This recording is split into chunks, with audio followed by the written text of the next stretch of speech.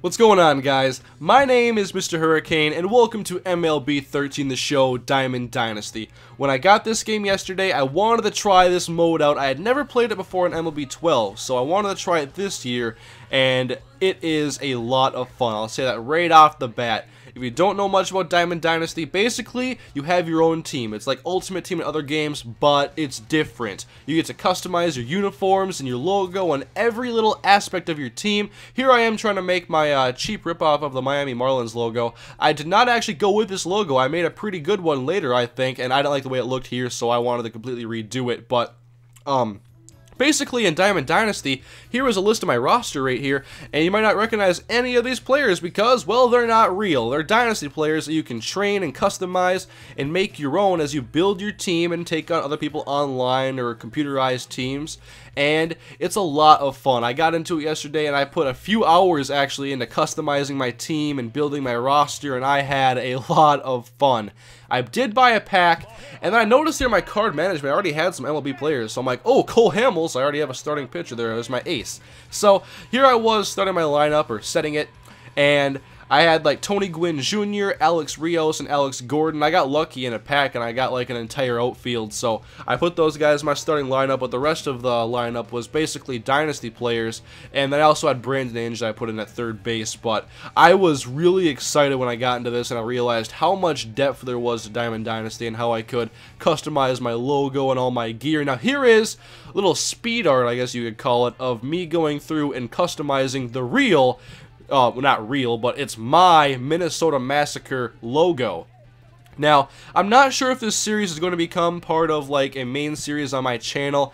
I'm just really getting this out because the game is brand new and I had a lot of fun playing and I wanted to share it with you guys. If you guys wanted more Diamond Dynasty, I could bring it to you. You know, lately on my channel I've mostly focused on Sammy Holland's Road to Glory, UTSA Dynasty, and Raiders CCM. But maybe this could become part of the rotation or be a weekend series or something, but I'm not sure yet. I'll see how you guys enjoy this, but I had fun playing it personally. And now here is the finalized shield of the Minnesota Massacre, and you'll see the uniforms I customized here in just a moment.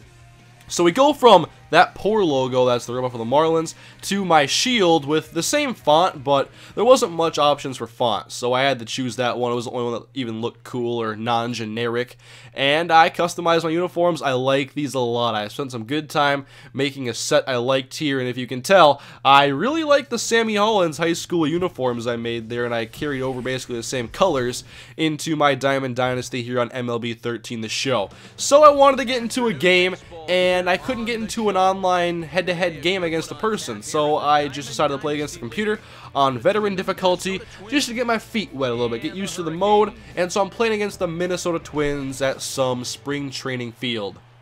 And of course, my starting ace pitcher, Cole Hamels, gets us introduced to the game by striking out Twins center fielder Darren Mastriani. And you can see just another look of my beautiful uniform design that I have created. And here's my starting lineup. The first at-bat in the history of the Minnesota Massacre is going to be the one and only Tony Gwynn Jr., who takes the single right back up the middle and will get on base. And so the rest of this video is going to be gameplay of my team against the Minnesota Twins. Here's Julio Quezada. I love some of the names they gave me here to work with some of these players. I didn't customize them, any of them myself. I have thought about changing some of the names of players or some of their appearances, but for now, I like it. And oh boy, here we go. We got a drive to the gap by Alex Rios, and Tony Gwynn Jr. will come all the way around to score. The Minnesota Massacre is up 1-0 over the Minnesota Twins. And then I got Alex Gordon. The top of my lineup is pretty stacked with my 3 MLB players. I go Tony Gwynn Jr., Julio Quezada, the random guy I put at shortstop, and then I go Alex Rios and Alex Gordon.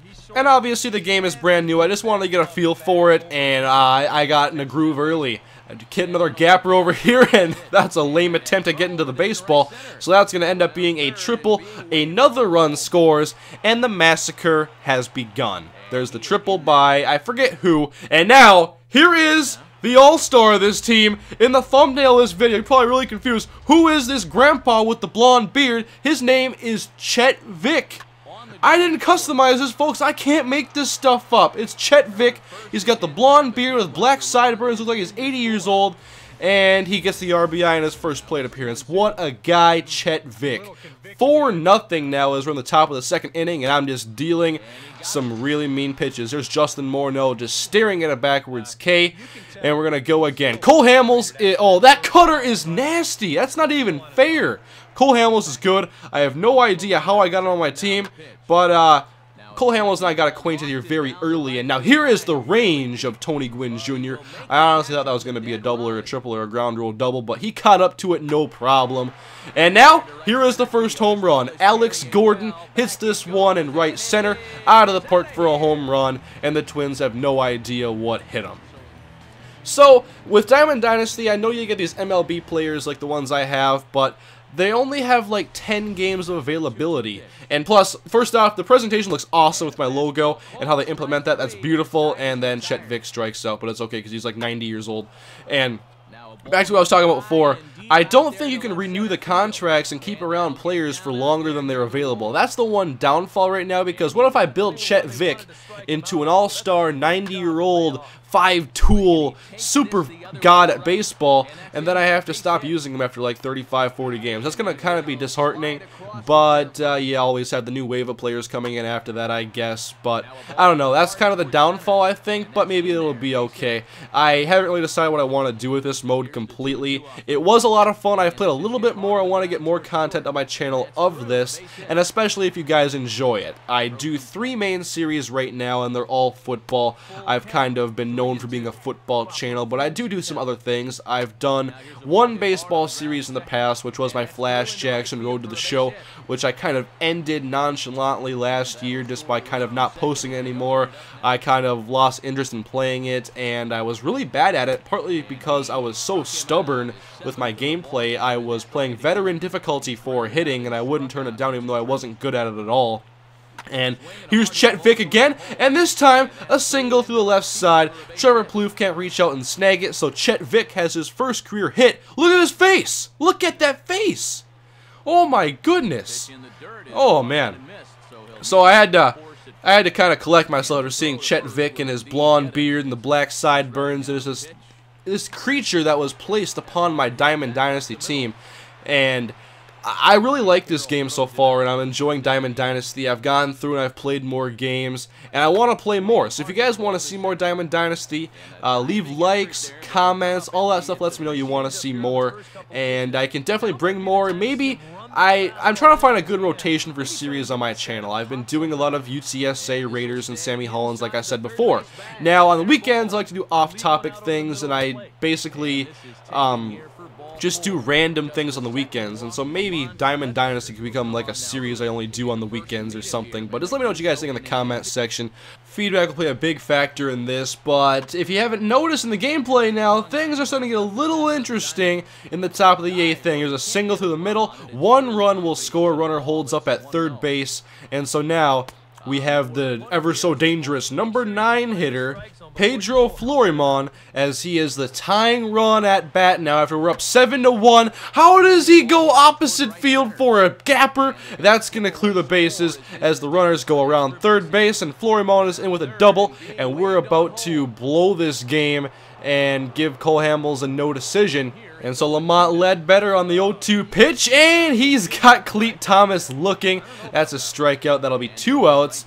So now 3-2 count for the next batter at the plate. Still runner in scoring position. It's a deep fly ball to center field, but Alex Rios goes back, and he's got it at the track, back at the wall, and we hold on to our 1-run lead. And now look to save the game with Steve Cishek in the 9th inning. 1-run difference now after being up 7-1, and the dangerous Jamie Carroll at the plate. Already 3 singles in the game, looking for number 4, but the 0-2 pitch, and he can't catch a changeup as the string is pulled, and he waves at it. Now Joe Mauer with an 0-1 count, and he grounds out to second base. We'll take care of that. Now we're 1 out away from a victory. And the batter is Josh Willingham. Looks at a sinker, checks the swing. It's an 0-2 count now. And we're going to go with my nemesis pitch. The slider away, and he swings and misses, and the Minnesota Massacre come away with a victory in their first ever game in the Diamond Dynasty. And this was a lot of fun to play, honestly. I like Diamond Dynasty a lot. The customization is great.